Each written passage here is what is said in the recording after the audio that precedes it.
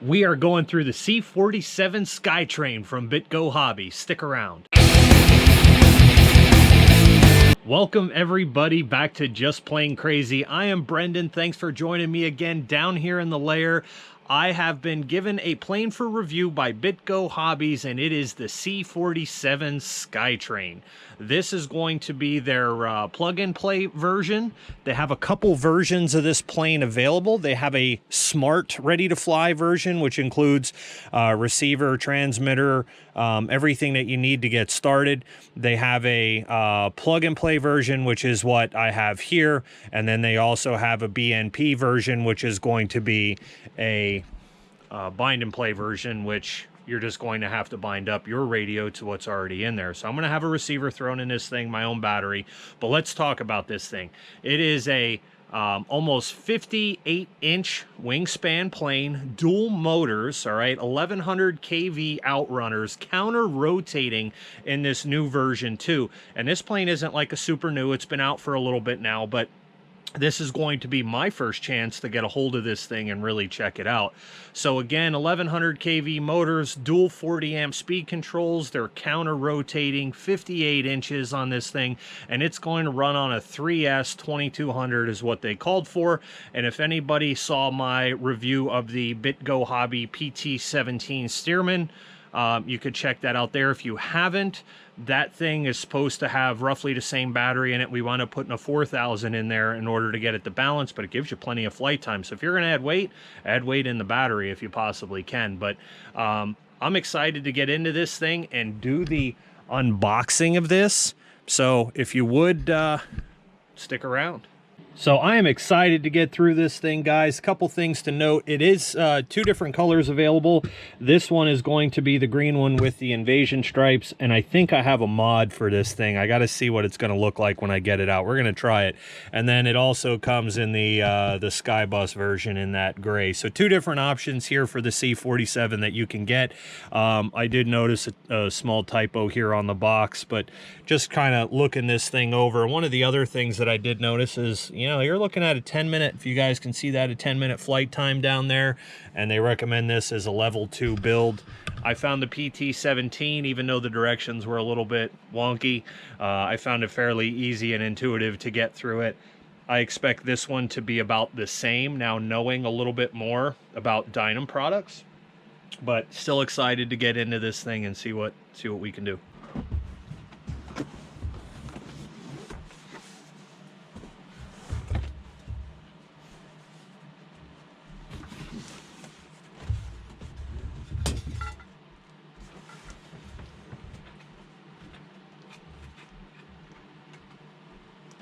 Good, and get that thing to hang out there.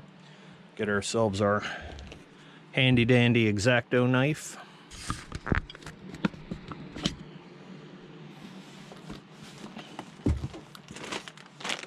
First thing we're taking out is some landing gear, and I like to open the packages and check this stuff out and see what we got in here. Now this is a plastic landing gear. Has a little flex in it. Looks like maybe a brace for this thing, and some foam tires. They're squishy. They're not too squishy. They got a nice look to them. Same thing with this one, no different. So we'll set these off to the side. We'll throw this out. It looks like we have a couple tubes of glue and a couple little widget pieces in there and screws.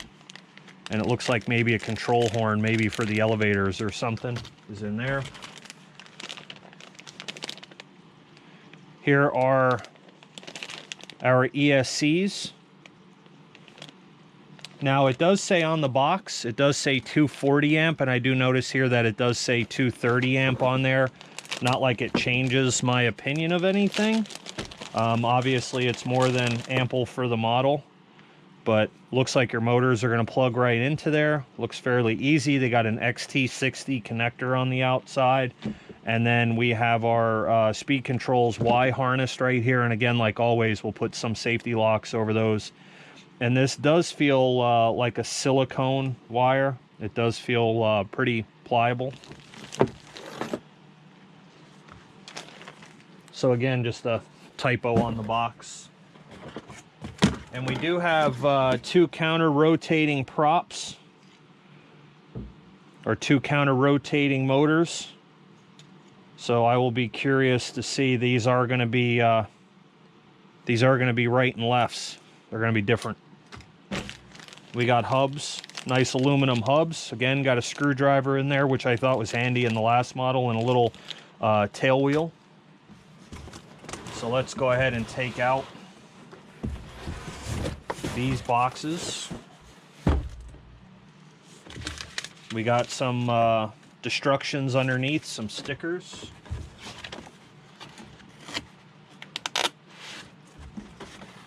Looks like we're gonna have to do the install of our invasion stripes, which is cool. It's always nice doing stickers, not a big deal. We'll put them underneath so they don't get ruined. I'm gonna take out this other box. And first things first, let's go ahead and open this up and see what we got in the inside of here.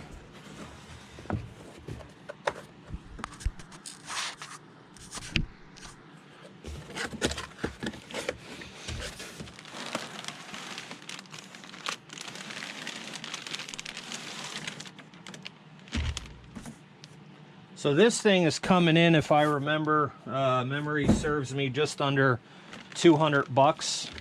So again, my expectations of a model per price are different. You know, if you're building a 20 or 30 or 10 or $15,000 plane, it is completely different from building a plane that's $1,000 to having a foamy that's $800 to having one that is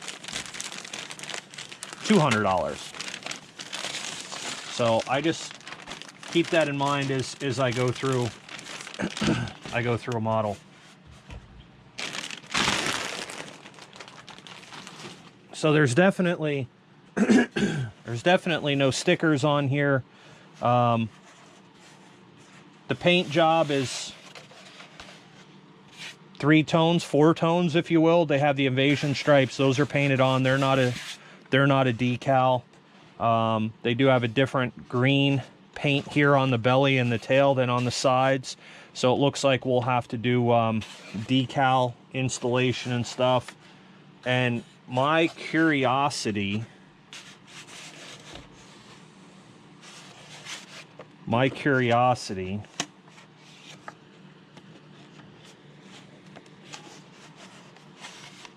is right here.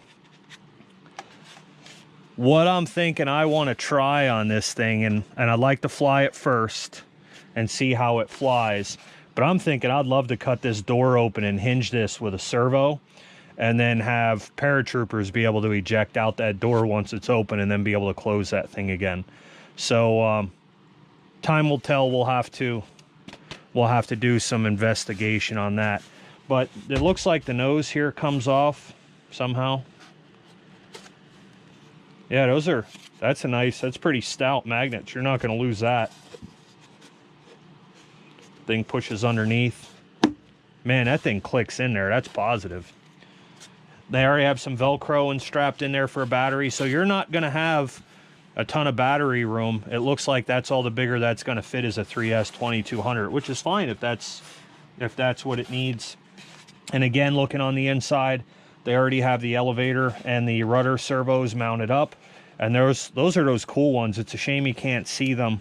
They're see-through, but again, we check them and make sure everything's glued in nice. No problems there, and the wires are already wrapped up nicely for you. So the fuselage has a nice paint job. The glue together on the top has just a little bit of a run or so, but not bad overall. Kind of neat. So we'll set that here. Take our destructions and our stickers, throw the stickers underneath. And this would have to be the wings. Again, we're a 58-inch wingspan on this. Being that it comes with glue, without even looking at the book, I'm assuming we're gonna have to go ahead and glue these together.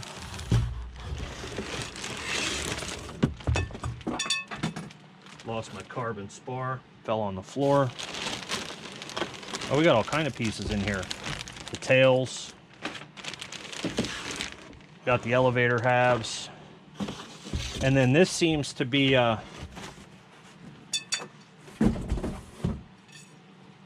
Dynam thing.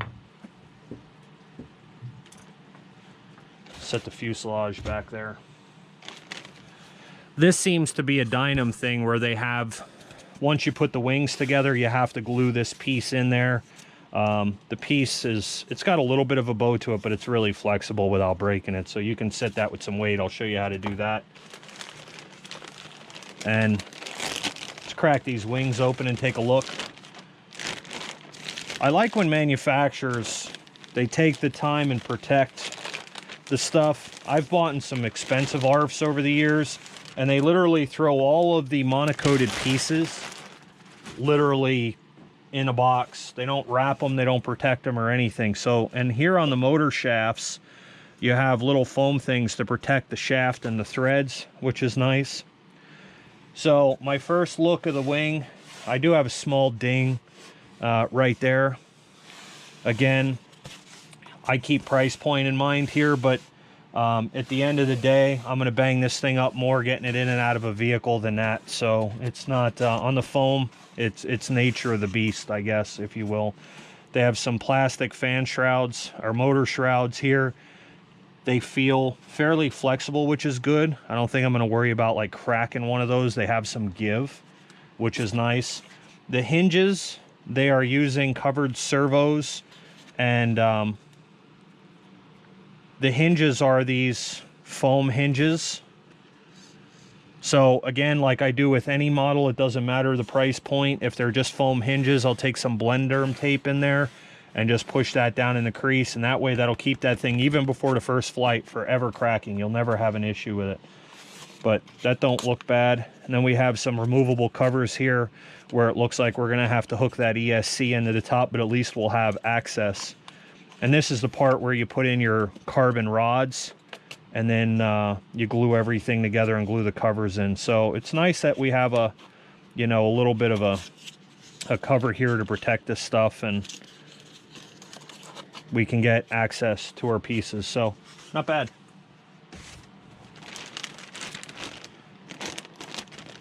Check out what's in the tail.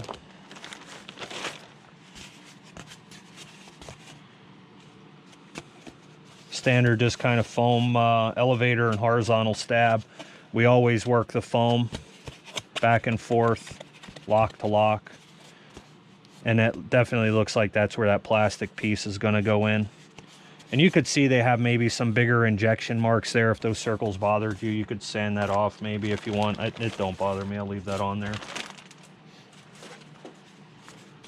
And here's our rudder. It looks like we're going to have to install hinges in this as well. So I'll be curious in the build. We'll have to make sure we take that paint out, rough that up. But again, all foam hinges, not a big deal.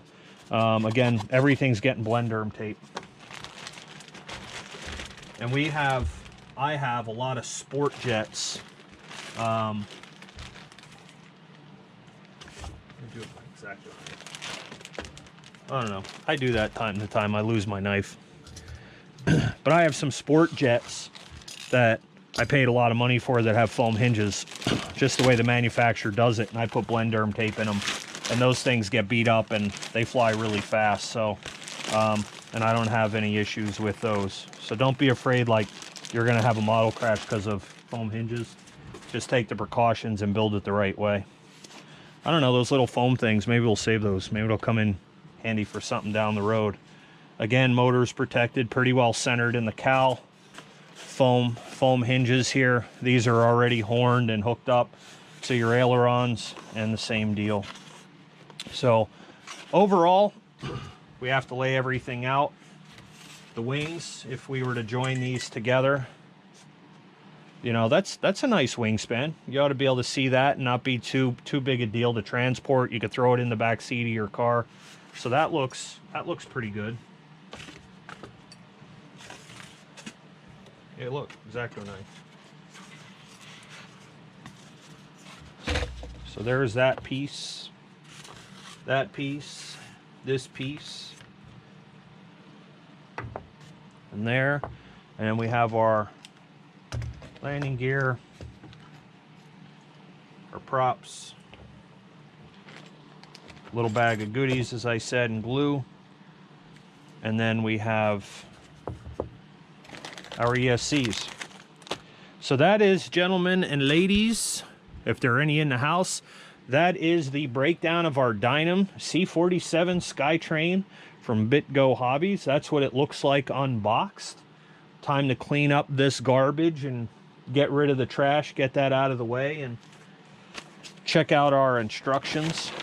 And then we can start the build in this thing again. So user manual on the speed control, which is nice. I always hold on to this stuff because 3 years from now, God knows, if you need something,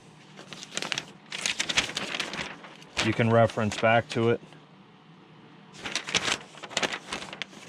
Our directions here definitely show you how to properly hook up everything as far as the ESC to the motor and the LiPo. They give you throws. They give you bi-directional throws, but they don't give you dual rates on there. They do mark the CG at 60 to 65. And I'll be honest with you, the directions already on this plane are much better than they were on the PT-17. Much better. They're actually stepped in the process. They have little pictures here, which would have been nice if they would have incorporated in color, or even if they're black and white, made them a little bigger, but you can still get the gist of what's going on here by following it, and it does seem more intuitive. So I'd be curious to know, when they built the PT-17 instructions and these, which one came first, the chicken or the egg? Did they go backwards or did they go forwards? But either way, again, I'm a modeler. I love figuring things out and assembling and building. That's what I do. And problem solving, we'll follow the directions for sure. But otherwise, that is the last look at everything out of the box. All right.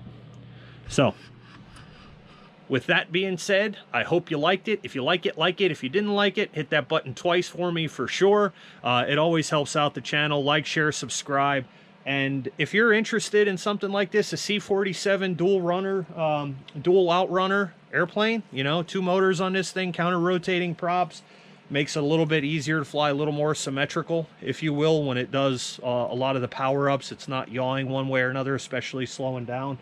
But if you're interested in one of these things from Dynam, hey man, hop over to Bitgo Hobbies. I noticed they have some sales going on and some other stuff. Check some things out, so we make sure that we give them their shout out as well. But so far, you know, like I said, price point is always the big thing to keep in mind here, guys. What are you getting for the money that you paid? And so far, I like what I see. So I can't wait to get this thing started. That video will be coming soon. Peace, later, happy flights.